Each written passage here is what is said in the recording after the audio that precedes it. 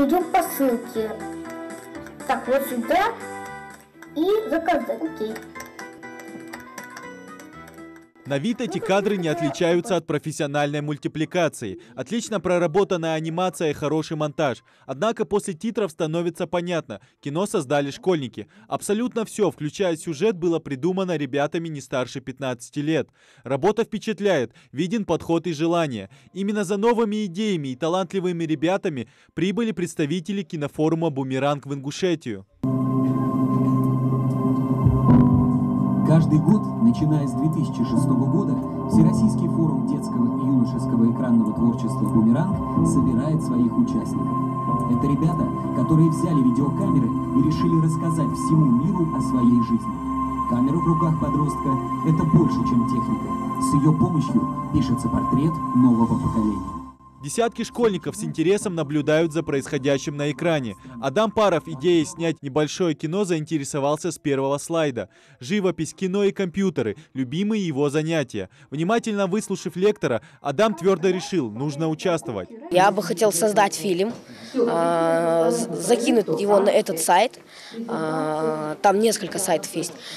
И хотел попасть в Артек и снять свой фильм не более 5 минут, чтобы он понравился, чтобы я выиграл. Я надеюсь, что мне помогут. Например, что нельзя идти к незнакомцам.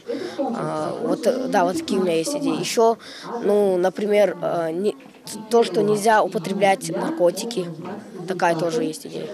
Примеров для ингушских школьников более чем достаточно. Мультфильмы, кино и лайв-видео. Главное, чтобы творчество несло правильный посыл обществу. Тем для короткометражек много. Ребенок может выбрать тематику, которая ему ближе. Мальчика, который был грубияном, и в итоге то, что он заснул, и мне кажется, что конец там был то, что он изменился. Вот как-то и добро, то, что человек может измениться в хорошую сторону. Наподобие этого хотел снять фильм. Такие крупные мероприятия представители Артек и Орленок проводят раз в год. Приобщить детей к современному искусству – главная задача организаторов. В связи с тем, что наше общество вошло в интернет-эпоху, интернет очень сильно разъединяет поколения. Да? Есть поколения, которые рождаются самые маленькие, и они уже все знают, как себя вести в интернете, все знают, на какие кнопки в телефоне нажимать.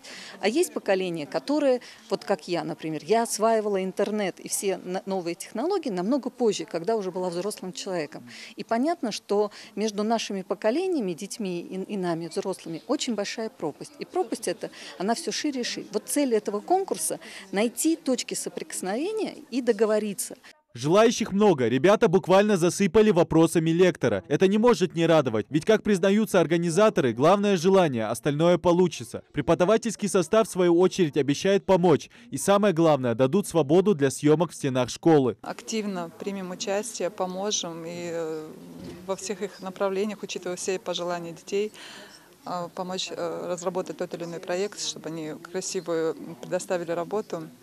Для того, чтобы мы выиграли и попали, ребенок, чтобы выиграл и попал в лагерь Артек или Орленок. Работы принимаются круглый год. Участвовать может каждый желающий. Главное соблюдать регламент. Быть может, совсем скоро наши земляки смогут блеснуть на поприще кино. Идрис Ижиев, Магомед Белакиев, Новости 24.